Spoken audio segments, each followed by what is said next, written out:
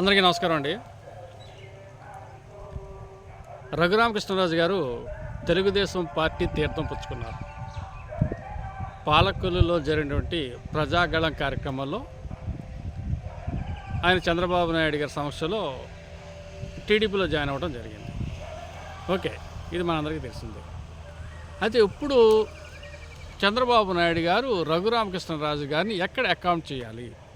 ఆయన ఏమీ అన్కండిషనబుల్గా పార్టీలో జాయిన్ అవ్వలేదు. ఆయన కండిషన్గా జాయిన్ అయ్యాడు. ఏంటి కండిషను? ఎంపీగా కానీ ఎమ్మెల్యేగా కానీ సీట్ ఇవ్వాలని చెప్పేసి ఒక కండిషన్తో ఆయన పార్టీలోకి జాయిన్ అవ్వడం జరిగింది. అయితే చంద్రబాబు నాయుడు గారు చాలా తీవ్రంగా ఆలోచిస్తున్నారు. ఎలా ఈ రఘురామకృష్ణరాజు ఎపిసోడ్ని ఎలా ముగించాలి, ఏ విధంగా మనం నిర్ణయం తీసుకుంటే బాగుంటుందని చెప్పేసి. ఎలాగ పార్టీలోకి వచ్చేసాడు కాబట్టి ఓకే, నర్సాపురం ఎంపీ ఇచ్చేద్దామా అని ఒక ఆలోచనకు వస్తున్నాడు. ఫస్ట్ ఆప్షన్ అది. Narsapuram MP YSRC TDP MP అభ్యర్థిగా ఆయనకి ఇస్తే ఆయన గెలుస్తాడు.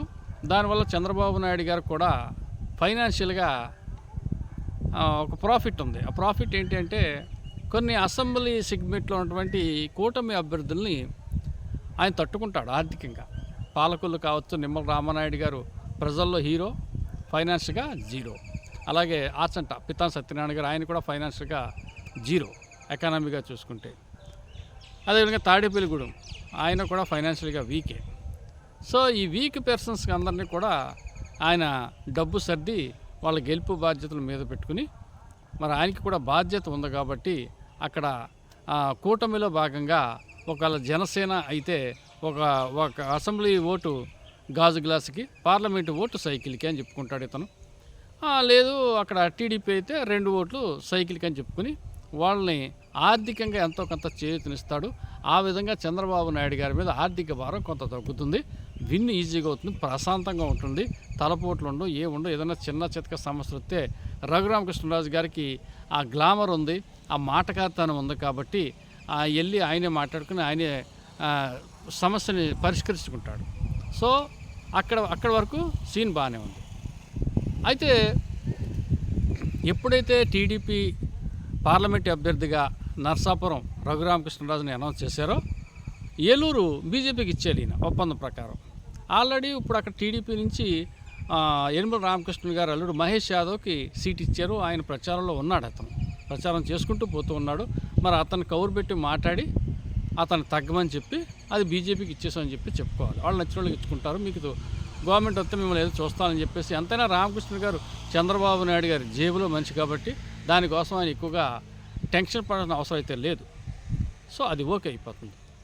అదైన మరుక్షణం వీళ్ళు ఏం చేస్తారంటే బీజేపీ వాళ్ళు మరి ముందు నుంచి కూడా వాళ్ళకు ఉంది, పురంధేశ్వరి గారికి ఒక పెద్ద పట్టు ఉంది, తపనా చౌదరి గారికి ఇవ్వాలని చెప్పేసి ఏలూరు గార్పాటి సీతారామయ్య చౌదరి గారు మరి ఆయనకి సీట్ ఇస్తారు. తపనా చౌదరికి సీట్ ఇచ్చినప్పుడు వాళ్ళకి చిన్న సమస్య వస్తుంది. అదేంటి అంటే సృజనా చౌదరి గారికి ఏలూరు మీద కన్ను ఉంది. ఆయనకి ఆల్రెడీ ఇప్పుడు విజయవాడ వెస్ట్ నుంచి బీజేపీ అసెంబ్లీ అభ్యర్థిగా బరిలో ఉన్నా కానీ ఏలూరు వాసి అవ్వటం వల్ల ఏలూరు పార్లమెంటు మీద ఆయన కన్ను పడింది. మరి ఆయన తపనా చౌదరితో సమానంగా లాబీ చేస్తాడు, తపనా చౌదరి సమానంగా ట్రై చేస్తాడు. కానీ సీట్ వచ్చేసరికి మేబీ తపనా చౌదరికి ఇవ్వచ్చు. సో ఆ విధంగా రెండు ఒక కొలికి వచ్చేస్తాయి. అయితే అక్కడ దాకా పార్లమెంటుకి ఓకే. లేదు ఈ సోషల్ ఇంజనీరింగ్ మనం ఫెయిల్ అవుతాం, ఆళ్ళో చౌదరికి ఇస్తారు, కూటమిలో భాగంగా చౌదరికి ఇచ్చినప్పుడు మనం ఆల్రెడీ ఒక 5-6 సీట్లు చౌదరికి ఇచ్చేసాం అని అనుకున్నప్పుడు ఇతను రెండో ఆప్షన్ ఏంటంటే ఇక నర్సాపురం పార్లమెంట్ వదిలేసి ఉండి అసెంబ్లీ నియోజకవర్గాన్ని రఘురామకృష్ణరాజుని పంపుతారు. కానీ ఉండి అసెంబ్లీ నియోజకవర్గాన్ని పంపినప్పుడు మాత్రం ఒక సమస్య వస్తుంది.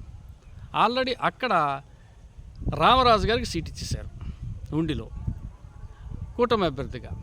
ఆయన ఆల్రెడీ 50% ఉండి నియోజకవర్గంలో ప్రచారం కంప్లీట్ చేశాడు. అయితే అంతకుముందు మొన్నే సీటు దక్కినటువంటి శివరాజు గారు అంటారు అతను సీట్ రాదని చెప్పేసి అతను ఇండిపెండెంట్గా వేస్తానని చెప్పేసి అతను ప్రచారం చేసుకుంటూ ఉన్నాడు. అయితే అక్కడ టీడీపీ 2 ముక్కలు అయింది. ఇప్పుడు కొత్తగా రఘురామకృష్ణరాజు గారి సీట్ ఇచ్చేసరికి సమస్య ఏమొస్తుందంటే ఇప్పుడు అక్కడ మూడో మొక్క అవుతుంది ఇతుంది. అయితే రఘురామకృష్ణరాజు గారు సీట్ ఇచ్చేస్తే శివరాజు గారు ఓకే అయిపోతాడు, ఆయన విత్డ్రా అయిపోతాడు, రఘురామకృష్ణరాజు గారు వెనకాల తిరిగేస్తాడు. కానీ రామరాజు గారు ఓకే అవడు. ఆల్రెడీ పాలకొల్లులో ఉన్నటువంటి చంద్రబాబు నాయుడు గారి దగ్గరికి రామరాజు గారి వర్గం వెళ్ళి పెద్ద స్థాయిలో గొడవ పెట్టారు. మీరు సీటు మళ్ళీ రఘురామకృష్ణరాజు గారికి ఇచ్చి రామరాజు గారికి ఇవ్వకపోతే, ఇతను విత్డ్రా చేస్తే మేము అతనికి చెయ్యం, మేము చాలా సీరియస్ యాక్షన్ తీసుకుంటాం, గట్టి పోరాటం చేస్తాం, మీకు వ్యతిరేకం అయిపోతాం అని చెప్పేసి వాళ్ళు చంద్రబాబు నాయుడు గారి ముందే డైరెక్ట్గా చెప్పేశారు. సో అక్కడ సమస్య ఉంది. ఓకే, ఆ సమస్యను ఏదో రకంగా సాల్వ్ చేసుకునే బాధ్యత, పరిష్కరించుకునే బాధ్యత రఘురామకృష్ణరాజు గారి మీద పెట్టి మరి ఈయన వెళ్ళి వాళ్ళిద్దరితో మాట్లాడుకుని, ముఖ్యంగా రామరాజు గారితో మాట్లాడుకుని మరి ఏదో రకంగా నాకు హెల్ప్ చేయండి అని చెప్పేసి ఏదో చేస్తే వర్కౌట్ అవుతుంది. లేకపోతే శివరాజు గారు తగ్గుతారు, రామరాజు గారు మళ్ళీ ఇండిపెండెంట్గా వేసేస్తారు అక్కడ. సో మరి ఆ రెండు ముక్కలు అనేది అలా కంటిన్యూ అవుతుంది. మధ్యలో వైసీపీకి లాభం జరిగే అవకాశం ఉంది. అయితే సరే, ఈ ఎపిసోడ్ని పక్కన పెడితే టీడీపీ ఇంటర్నల్గా ఒక ఆలోచన కూడా ఉంది. ఎంపీకి పంపే కన్నా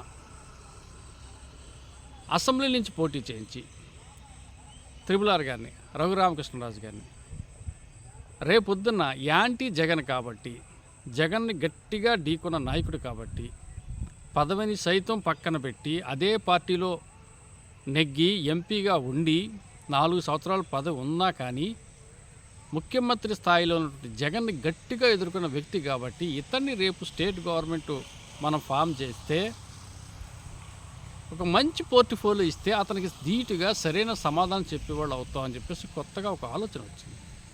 అందుకే మీరు కనిపెట్టారో లేదో, నర్సాపురం సీటు బీజేపీకి వేరే వర్మ గారికి కన్ఫామ్ అయిపోయిన తర్వాత 2 రోజులు రఘురామకృష్ణరాజు గారు చాలా ఫస్ట్రాక్షన్లో ఉన్నాడు. ఆయన మీడియా మీద చాలా చిరాగ్గా ఉన్నాడు. ముఖ్యంగా యూట్యూబర్స్ని అయితే హెచ్చరించాడు అతను. అలాగే పార్టీల విషయం మాట్లాడుతుంటే ఆయన ఏం మాట్లాడేవాడు కాదు. లోకల్గా వాళ్ళని ఏళ్ళే తిట్టుకుంటూ చిరాగ్గా పరాగ్గా చాలా అనీజీగా ఉన్నాడు. ఒక 2 డేస్ తర్వాత ఆయనలో ఎక్కడ లేని హుషారు వచ్చేసింది, ఎక్కడ లేని ఆనందం వచ్చేసింది. ఆయన నియోజకవర్గంలో ఉన్నటువంటి ఆయన పాత ఫ్రెండ్స్ అవ్వచ్చు, ఇంకొకళ్ళు అవ్వచ్చు, ఇంకో టీడీపీ కేటర్ని అందరినీ ఆయన కలుసుకుంటూ వాళ్ళతో మాట్లాడుతూ చాలా హుషారుగా ఉన్నాడు. అయితే హుషారుగా ఉంటే ఆ హుషారులోనే ఆయన ఇంకో మాట అన్నాడు, నన్ను నా అభిమానులు అసెంబ్లీ స్పీకర్గా చూడాలనుకుంటున్నారు అని చెప్పి అన్నాడు. ఆయన ఆ మాట ఏదో కామెడీగా యాదృచ్ఛికంగా అయితే అనలేదు. ఆ మాట అనే వెనుక ఏదో వ్యూహం ఉంది. ఎవరో ఒక పెద్ద వ్యక్తి నుంచి స్పష్టమైన హామీ వచ్చింది కాబట్టి ఆయన డిసప్పాయింట్ అవ్వకుండా ఆయన అలా పెట్టడం కోసం ఆయన మాట అన్నారు. సో అది ఖచ్చితంగా అది జరిగి తీరుతుందేమో అని ఒక ప్రణాళిక అయితే రచిస్తున్నారు దాని గురించి. ఈ యాంటీ జగన్ అనేదానికి ఆయనకు ఒక గిఫ్ట్. సో ఇదే కానీ చెయ్యాలనుకుంటే ఉండిలో అతను కంపల్సరీగా గెలిపించాలి.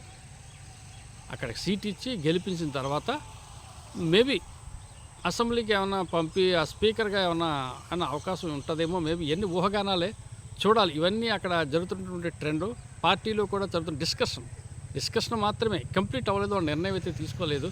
అసలు పోర్ట్ఫోలియో దాకా ఎక్కడికి వెళ్ళలేదు. మరి ఇతను అన్న మాట వెనుక వ్యూహం ఏంటి అని చూసి మేము అక్కడ టీడీపీలో ఉన్నటువంటి పెద్దలతో కొంతమందితో మాట్లాడుతుంటే వాళ్ళు చెప్పిన మాటలు బట్టి మాకు అర్థమైంది ఏంటంటే డెఫినెట్గా ఇతను ఆ రేంజ్లో చూస్తారేమో. రేపొద్దున గవర్నమెంట్ టైఅప్లో వస్తే, ఎమ్మెల్యేలు శరిశాఖం వస్తే, మధ్యలో గవర్నమెంట్ పడిపోకుండా ఉండే సమయంలో ఆర్థికంగా ఇతను ఉపయోగపడతాయి. ఇలాగ దూరదృష్టితో ఆలోచించుకుని రఘురామకృష్ణరాజు గారిని ఆ విధంగా వీళ్ళు ఉపయోగించుకుంటారేమో అనేది ఒక ఆలోచన. సో వెయిట్ అండ్ సీ, చూద్దాం రఘురామకృష్ణరాజు గారి యొక్క ఎపిసోడ్ ఇంకా ఎన్ని మలుపు తిరుగుతుందో, ఏ విధంగా వెళ్తుందో. ఆఖరికి ఎంపీగా పోటీ చేస్తారో లేకపోతే శాసనసభ్యులుగా పోటీ చేస్తారో, శాసనసభ్యులుగా పోటీ చేస్తే ఉండిలో ఉన్న సమస్యలు ఆయన ఏ విధంగా పరిష్కరించుకుంటారో అనేది మనం వేచి చూడాలి. Okay, thank you.